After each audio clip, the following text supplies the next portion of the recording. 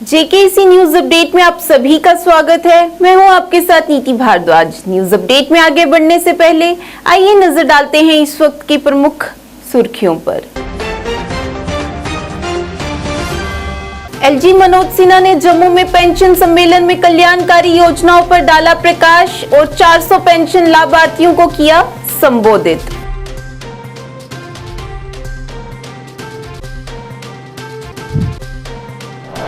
National conference के उपाध्यक्ष उमर अब्दुल्ला ने श्रीनगर में की पत्रकारों से बात। सरकार द्वारा सरकारी कर्मचारियों के विरोध प्रदर्शन पर लगाए प्रतिबंध की निंदा।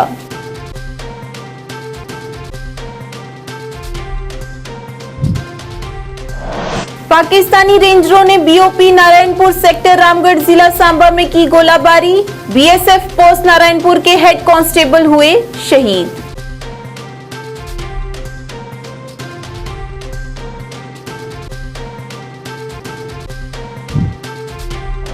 दक्षिण कश्मीर के शोपियां जिले में मुठभेड़ में मारा गया एक आतंकवादी। गोला बारूद सहित आपत्तिजनक सामग्री की गई बरामद।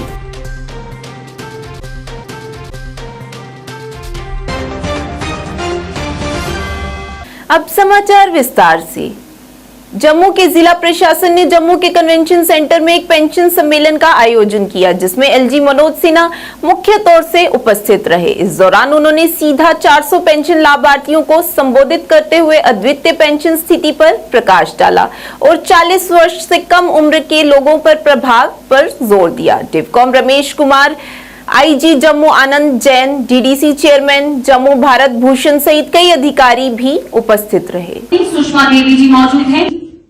नरेंद्र कुमार जी की सुपुत्री ललिता देवी जी यहाँ मौजूद हैं। Delhi motor pension sanction letter के लिए सबसे पहले निमंत्रण सरपुरान जी की धर्मपत्नी गुड्डी देवी जी को अखनूर निवासी होंगे।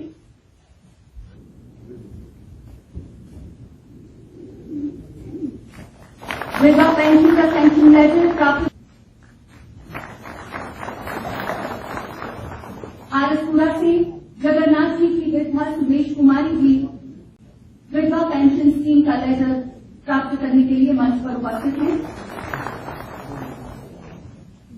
हमारे साथ चमनलाल अंगराल जी यहाँ उपस्थित। कैंप लगा था हमारे कैंप लगा था, उसकी वजह से मेरी पेंशन आ रही है 3-4 मंथ की। बुजुर्गों एवं दिव्यांगजनों को अब लाभ प्राप्त करने के लिए दफ्तर तक पहुंचने की असुविधा को देखते हुए हमारी सुविधाएं अब जन सुगम जेके पोर्टल द्वारा ऑनलाइन उपलब्ध करवाई। अच्छा, मेरी एक तुंदे प्रति एक गुजारिश है, जेडे लोग जिन्हें पता है कि राष्ट्रगान आस्ते खड़ोना उन्हें अगे स्कूल ठीक नहीं करते रोना। एक साल स्कूल ठीक करिए कि बैठे हो है तुम सारे, ठीक है। अपने गमछे नहीं लाते रोना, मुड़िए किसी की दिखना नहीं, आवाज नहीं किसी की मारनी। राष्ट्रगान जड़ा ना वो तुम मान असं अपने बच्चे की केयर सिखाना पे। मैं गुस्सा फिर धड़का, चिकने लगा, करा सकता था मगर कैसे करा सकता था, जो कराएगा कैसे निभाएगा। मैं अपने प्रशासन के सभी साथियों का आभार फिर से व्यक्त करूंगा। हर प्रकार की चुनौतियों का सामना करते हुए पूरी ईमानदारी से, निष्ठा से गरीब और वंचित लोगों, जो सबसे जरूरतमंद लोग हैं, उनकी सुविधाओं को आपने पूरा किया और ये कोशिश हमें निरंतर जारी रखनी चाहिए। सीनियर सिटीजन, बेसहारा बनने, माताएं, दिव्यांगजन को पूरा लाभ प्रशासन का मिले, वो स्वावलंबी बने, गरिमापूर्ण जीवन जी सकें, ये हमारी प्राथमिकता होनी चाहिए। जो हमारे दिव्यांग भाई, उनसे मैं निवेदन करना चाहता हूं कि आपको पेंशन और सुविधाएं तो प्रशासन दे रही, आप अगर पहल करेंगे तो आप रोजगार के साधन और भी आपको मिल सकते हैं। बैक टू विलेज का कार्यक्रम प्रशासन ने शुरू किया है। आप जिस पंचायत में रहते हैं स्वरोजगार की योजनाओं से जोड़ने की आवश्यकता है। हमारी जो विधवा बहनें, उनसे मैं निवेदन करना चाहता हूँ, पेंशन आप पा रहे हैं ठीक है, लेकिन सेल्फ हेल्प ग्रुप के साथ जुड़ करके और भी रोजगार आप कर सकती हैं।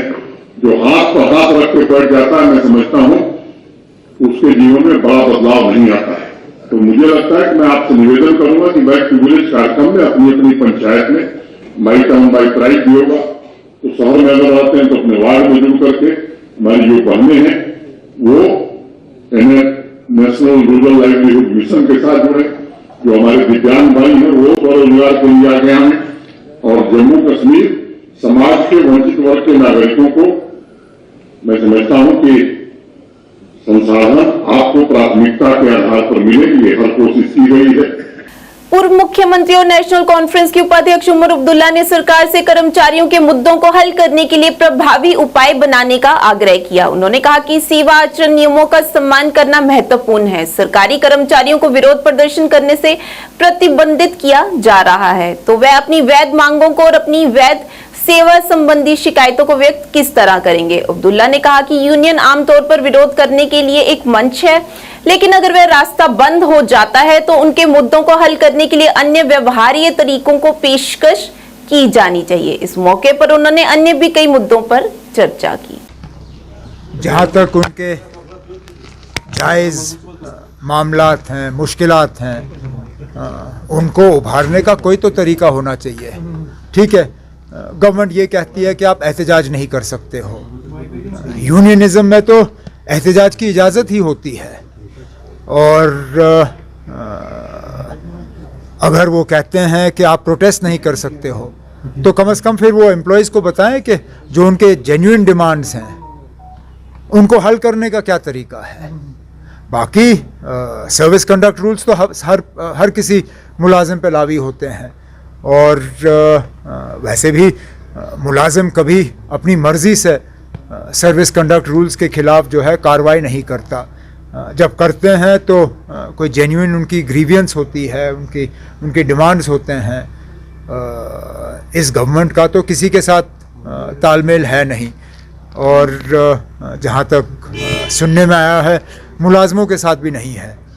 तो मुझे लगता है कम से कम मुलाजमों के लीडरों के साथ बैठ के कोई मशवरा होना चाहिए कि ठीक है ना, प्रोटेस्ट नहीं तो फिर कौन सा ऐसा तरीका है जिसके तहत मुलाजिम जो हैं अपनी बात हुकुमरान तक पहुंचा सके।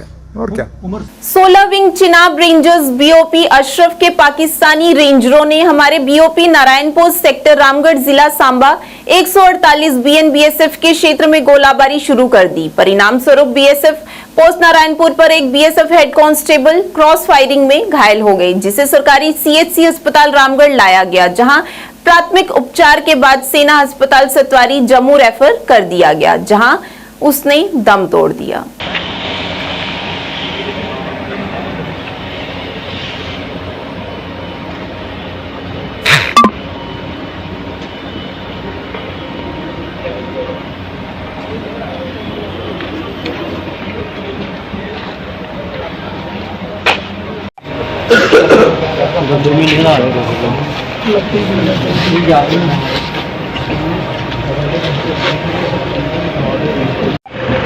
इंटरनेशनल बॉर्डर पर जो है वो आगे पीछे कैमरा आना तो आगे क्या बस अभी निकल गया गाड़ी स्टार्ट हो रहा है।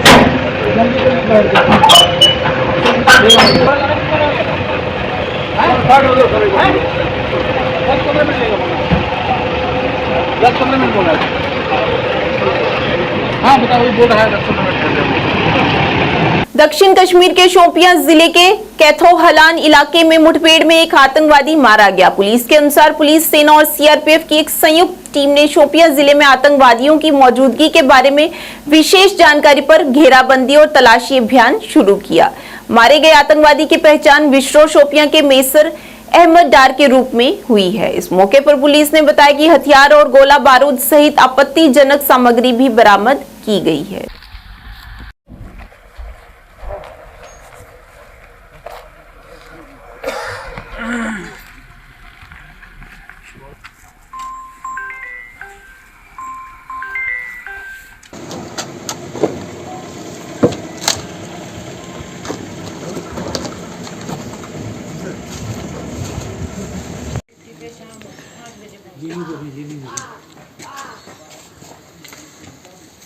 असं शॉट मला 93 पाहिलं. चुप कर.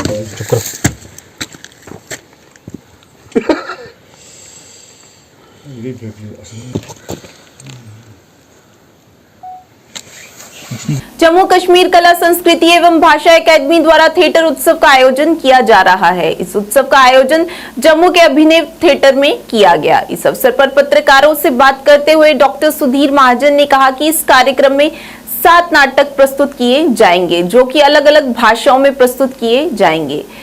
इस उत्सव का उद्देश्य जम्मू कश्मीर के कलाकारों को प्रोत्साहन देना है।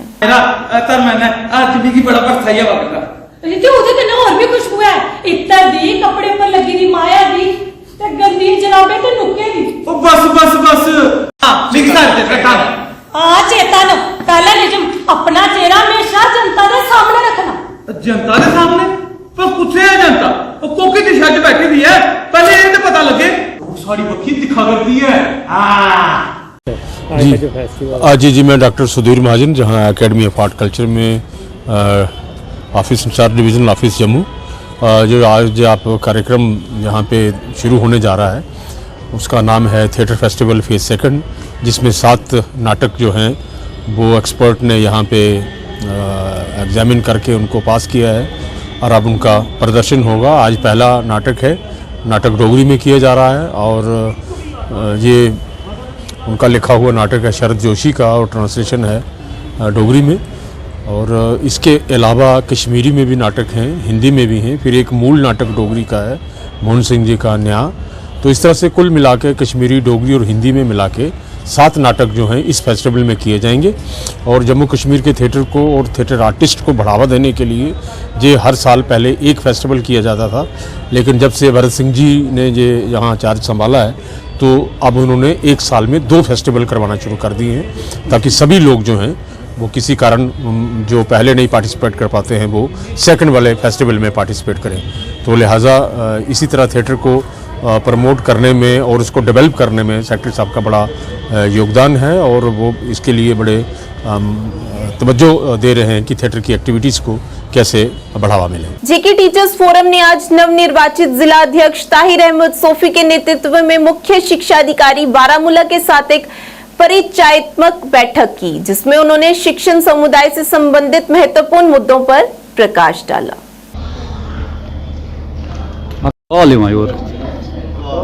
सारे जिला लेवल का सुदूर बनाया गया एक आम साथी जो कि हमेशा हाल ही में डिस्ट्रिक्ट इलेक्शन से डिस्ट्रिक्ट प्रेसिडेंट के लिए, तो उसी सिलसिले में आज पहले हमारी इंट्रोडक्टरी मीटिंग थी हमारे रेस्पेक्टिव जो हमारे बलबीर जी सीओ बारामूला हैं उनके साथ। तो एक इंट्रोडक्टरी मीटिंग थी, सभी 18 जोनल प्रेसिडेंट्स यहाँ पे आए थे मीटिंग में। तो हमने एक इंट्रोडक्टरी मीटिंग अपने सीओ साहब से आज किया। सर फॉर में देखिए यहाँ पे हमारे डिस्ट्रिक्ट में 13,000 टीचर हैं, तो हर एक की अपने काम करने का अपना अपना तरीका होता है, डिफरेंट आइडियालॉजी होती है। हमारे जितने भी ये जो जम्मू कश्मीर टीचर्स फोरम है ये किसी तारुफ के मोहताज नहीं है, ये वो तंजीम है। अब्दुल क़य्यूम वानी साहब इसके फाउंडर थे, उसके बाद मोहम्मद रफ़ीक राथर साहब थे, तो आज हमारे मोहम्मद अमीन खान साहब है chairman Jammu Kashmir teachers forum. ये वाहिद तंजीम है जिन्होंने बहुत बड़ी लड़ाइयाँ लड़ी है, ग्राउंड में आके 58 से 60 करवाया यहाँ पे 7th पे कमीशन के लिए, 6th पे कमीशन के लिए बहुत बड़ी लड़ाई यहाँ पे लड़ी है। और हमारा जो मेन प्रायोरिटी जो हमारे that's child is a priority, आपने देखा होगा हमारे सीओ साहब जो है उन्होंने हमें आश्वासन दिया है कि उन्हें जो चाइल्ड इज़ अ प्रायोरिटी है उसमें हम बिल्कुल हर एक हमारे एजुकेशन डिपार्टमेंट जितने भी ऑफिसर ZDO लेवल से लेकर सेक्रेटरी तक जितने भी हमारे ऑफिसर हैं जो भी एजुकेशन को अपलिफ्ट करने में जितने भी स्कीम्स आएंगे, जम्मू कश्मीर टीचर्स फोरम का यही मंशूर है, यही मंसूबा है कि हम हर एक पॉलिसी को ग्राउंड लेवल पे इम्प्लीमेंट करेंगे और करेंगे भी। और चाइल्ड इज़ अ प्रायोरिटी उसके लिए मालूम होना चाहिए जम्मू कश्मीर टीचर्स फोरम वाहिद तंजीम है जिसने यहाँ पे उर्दू मीडियम से इंग्लिश मीडियम कराया।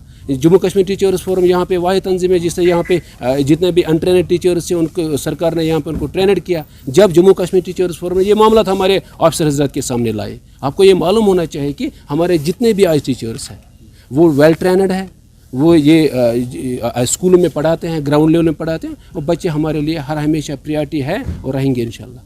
आज मीरगुंड ब्लॉक तहसील सिंहपुरा में बैक टू विलेज के 5वें चरण का आयोजन किया गया। इस कार्यक्रम के दौरान आम लोगों की शिकायतों और मुद्दों को उठाया गया है और कुछ शिकायतों का मौके पर ही समाधान भी किया गया। इस मौके पर निदेशक भेड़ पालन बशीर अहमद खान, SDM पट्टन सैयद फहीम के साथ प्रमुख अधिकारी उपस्थित रहे, जिन्होंने जनता को विभिन्न योजनाओं और अन्य रोजगार सृजन कार्यक्रमों के बारे में जानकारी दी। इस दौरान लोगों को स्वरोजगार कार्यक्रम और रोजगार सृजन योजना के बारे में जागरूक किया गया। आधार सीडिंग कितनी हो गई? 100%। तिमन रजिस्टर बड़ा असल स्कीम 15,000 बड़े मिस मिला loan on a very subsidised rate of 5% only. Irrigation flood control department है वो मान नहीं रहा है because it is on the embankment. तिमन चुन बैंक कुछ दिनों से शुरू हो गया है और सिलसिले में प्रभावी अफसर जो हैं वो हर ज़िले में, हर ब्लॉक में, हर पंचायत में पहुंच रहे हैं। तो हम यहाँ मिरगुड़ में पर साल भी आए थे, तो इस साल भी अब सरकार का ये मंशा है कि जो आपने फ्लैग किए थे कुछ इश्यूज़, उसमें से क्या प्रोग्रेस हुई है और रिव्यू उसका करना था। तो उसके साथ साथ जो नई चीज़ें आई हैं, चाहे इलेक्ट्रॉनिकली आपका KYC करना है, चाहे आपकी एम्प्लॉयमेंट जनरेशन स्कीम्स हैं, या चाहे सेल्फ एम्प्लॉयमेंट की स्कीम्स हैं, उनके बारे में लोगों को जानकारी है या नहीं है। डिस्ट्रिक्ट एडमिनिस्ट्रेशन या यहाँ पे SDM साहब हैं, ये तो ऑलरेडी इन चीज़ों के बारे में लोगों को यहाँ पे सेमिनार्स करते हैं और इनको अवेयर करते हैं। तो हमें ये फीडबैक यहाँ पे मिला कि लोगों को अवेयरनेस है। हाँ, कुछ चीज़ें ज़रूर हैं जो अभी नई आई हैं, उनके बारे में अभी इनको पता नहीं था, तो वो जानकारी भी इनको दी जाएगी। और हमने जो रिव्यू यहाँ पे लिया, कुछ चीज़ें यहाँ बर्निंग इश्यूज़ थे, जैसे यहाँ पे ऑगमेंटेशन बिजली का था वो हो गया है। वाटर सप्लाईज जो यहाँ डिलिपिटेटेड कंडीशन में पाइप्स थी, उसका भी यहाँ पे सदेबाब हुआ है। कुछ इश्यूज़ अभी हैं यहाँ पे, जैसे रोड है यहाँ पे वो कट हुआ है PHE की तरफ से, तो और RNB को उसको रिपेयर रेनोवेशन करना है। और इसी तरह जो बाकी छोटे चीज़ें हैं, यहाँ हेल्थ सेंटर नहीं है। आज के इस अंक में इतना ही। नए अंक लेकर फिर हाजिर होंगे, तब तक के लिए दीजिए इजाजत। नमस्कार।